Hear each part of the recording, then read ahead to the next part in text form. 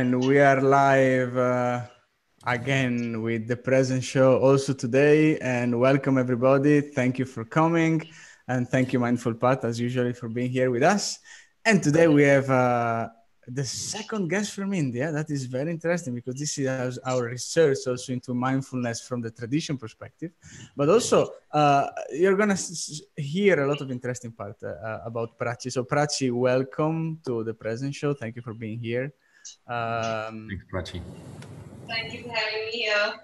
So beginning is, the interesting thing from your side is that you've been practicing mindfulness for many years. That's what you told me.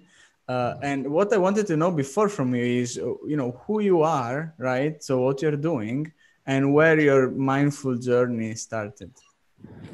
Sure. Well, I am a human resources professional, a HR business partner with IBM at GTS. And I love my job. And mindfulness started as a passion.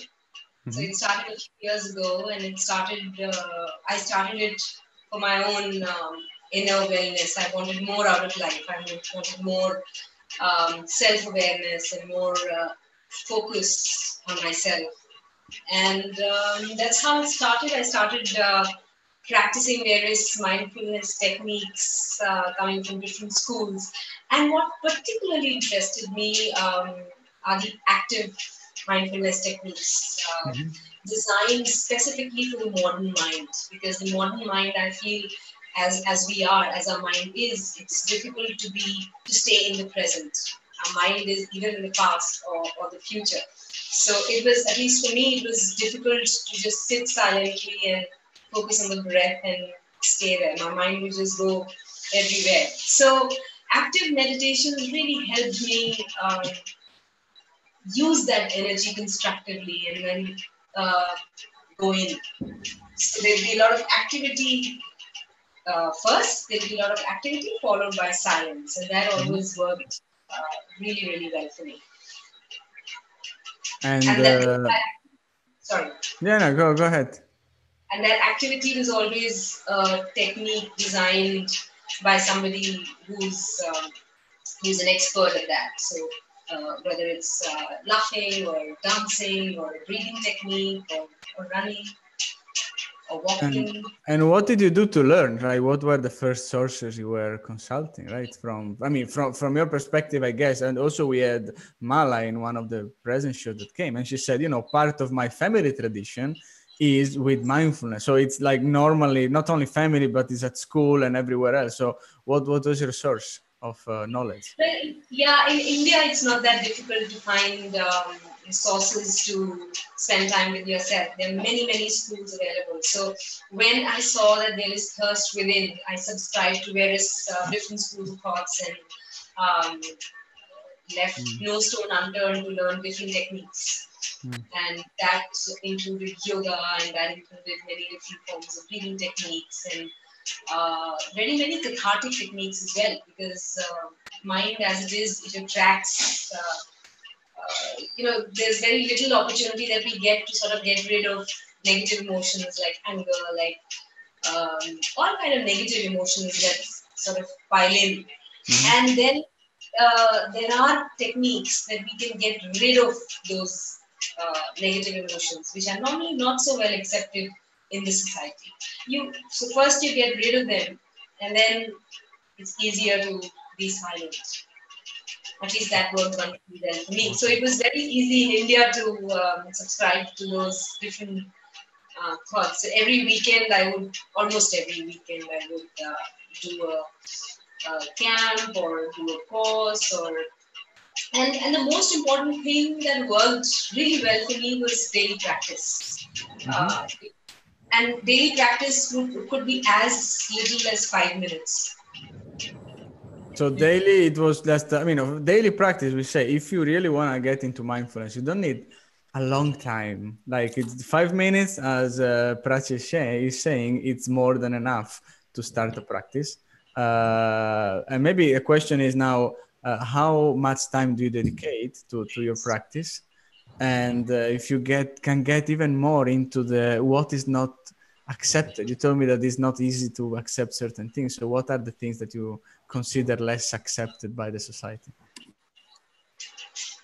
in the sense that who wants a person or who likes to be a person who's always sad or always angry or who's not joyous. Everybody likes to be with people who are happy and joyous, blissful. So these meditation techniques help you get lighter because you don't just throw it on another person, your anger or your negative emotions, but you throw it in the air with these techniques, and then you come back to people full of joy and bliss. So that's what I meant. Like, for example, crying is a very natural emotion, but the moment you start crying, there are many people who tell you, "Oh, don't cry, it's all right." However, in reality, one of the mindfulness techniques is that you cry your heart out, and then all you have is silence within because you've gotten rid of the pain completely. Okay, so when I see somebody crying, what is the best thing I can do? Just let the person cry. I mean, shut up and cry. Now give your shoulder, be nice, but let the person cry. It's all right to cry. It's the society, as we are. I think if we accept these natural emotions of anger and crying or any other negative emotions, I think we help each other a lot. So instead of trying to suppress them, you're telling me it's better if we, focus on them and try to understand the hidden reason, and then when it goes away much faster because we focus on them, right? That's what you're telling me. Yeah. Also, it doesn't create a chain reaction. I'll give you a small example. If I have a lot of anger within, and I don't know where to take it, I've not really worked on or processed the anger within. So what will happen is that every small opportunity, every small thing will irritate you. And because there's so much anger within, then I'll start sort of projecting it on other people. Whereas if I've done a mindfulness technique where I've dealt with my anger, then I come back to people where I know that my remote control is not in other people's hand. Nobody can just press a button and make me angry or make me sad or make me happy. I'm more I'm more in control of my emotions. And so let's say when somebody's usually very angry, or let's go to the office, right? So we are in an office environment. We are having, let's say, if you are in a finance department or operation or anywhere, you might have things that we call closings, where everybody is actually super heavily stressed and involved with activities for a short period of time. Okay, so in this period, there is much more stress and there is much more anger and nerves. So what would you do, and what is the best practice you would use to calm down and bring joy into, You just cry. So one is that stress it should be accepted. It's all right to have a stressful situation. I mean, you don't change the environment you live in. It's totally okay to be stressed out. We could accept the stress. It's all right to be stressful at one moment. We live that stress. And sometimes it's actually good because it gets the best out of you. But yeah, a daily practice would help us deal with that stress well. Because, when we go out, whether it's office or in the marketplace, there is stress. There is pollution, there is noise pollution, there's air pollution, there's the people, and anything can give you stress if we don't know how to deal with it, or office politics, or competition, but if we practice mindfulness, then as I said, we're more in control of how we respond to these stimuli.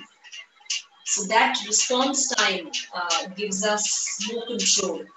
That suddenly somebody presses a button and we get angry. Suddenly somebody says something nice to us and we get really happy. Suddenly somebody ignores us and we feel totally sad and left out. So the answer is, in case you want to have a less stressful or more calm closings, then start practicing in advance, right? So that the more you practice, the more you will be ready to interpret stress and emotions in a different way than usually. So being able to control them much more, not even control, but to let them be, let's say, at this point, right?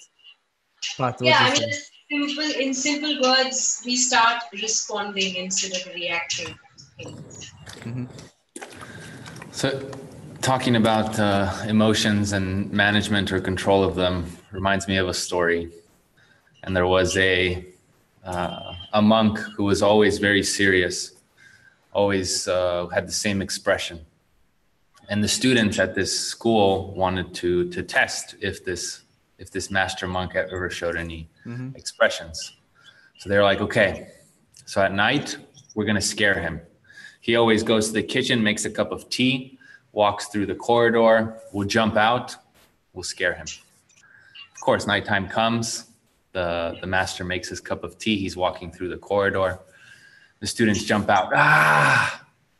And the master, just holding his cup of tea, looks at them, looks back, same expression, goes into his room, closes the door, puts the tea down. Ah! There's another beautiful story of Buddha that he was in a city and someone came and he was so angry at Buddha that he said nothing but spat on his face. And Buddha all he did was he said, "Do you have something else to say to me?"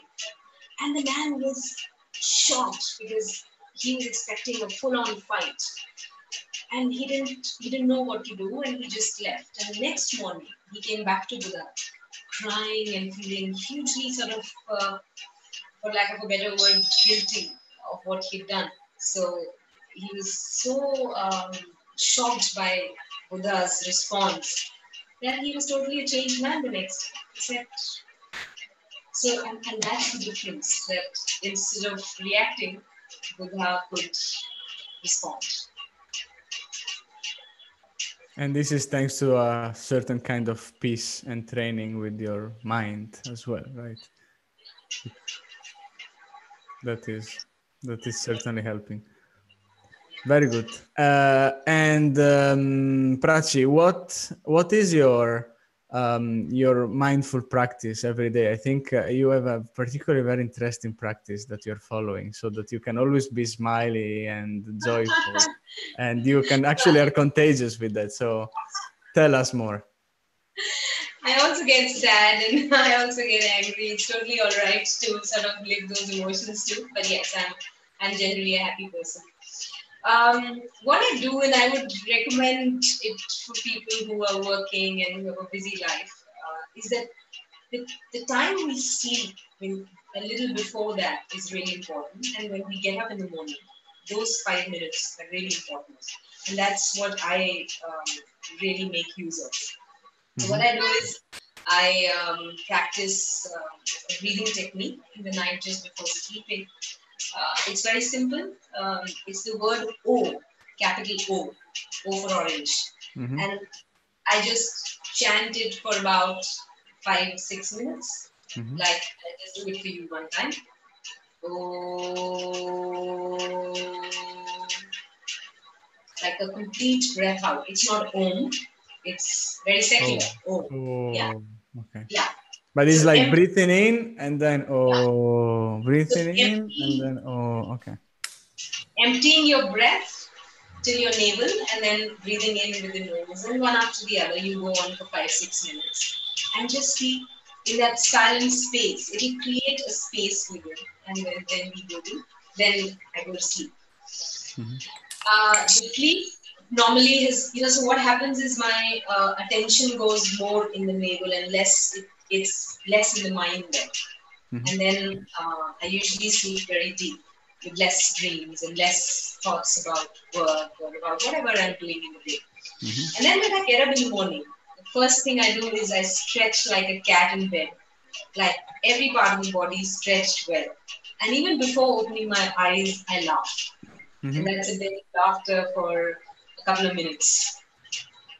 So that gives me, and then I jump out of the bed and I start my day. So as far as your neighbors are aware of this practice, it's all fine. Right?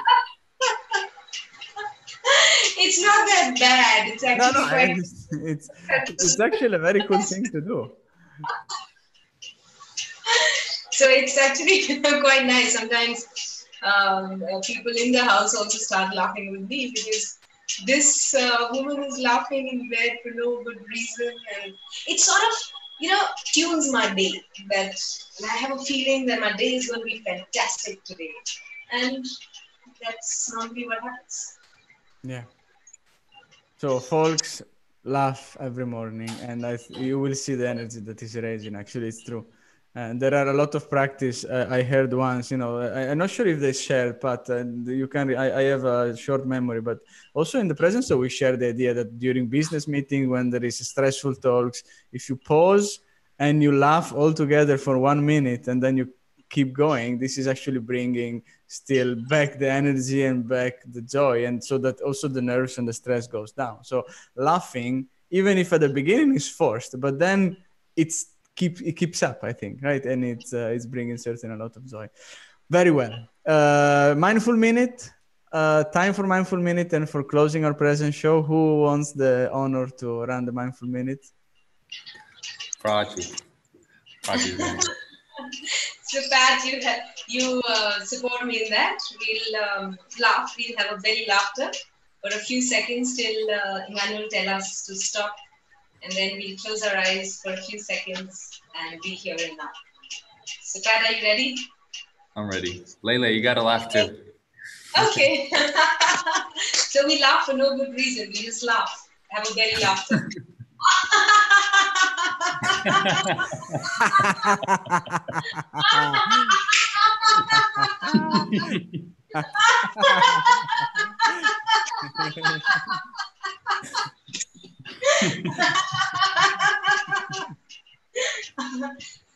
Okay. Folks, you can laugh with us if you are watching us live, but also if you're watching the replay. And thanks a lot for being in the present show. I love the fact to have you as a guest, and come again, come anytime you want, Prachi, for laughing with us and talking about mindfulness again. We really appreciate that. And I know that we just covered a little bit of your practice and tradition. So, I renovated. Thanks a lot, Mindful Pat. As usual, Mindful Pat, you have the last word. And the jingle, when all three we are finishing the present show, is going to be, oh, okay. So no music for us. Is just a breathe and the oh all together, and then I will stop at the live. But I give my last words to Prachi. okay. Okay. So I would say that practice mindfulness, and for me it has worked really well. I'm less stressed, and I'm more focused, and I'm more joyous. Life is beautiful for me with mindfulness. I wish you the same. The same. Oh.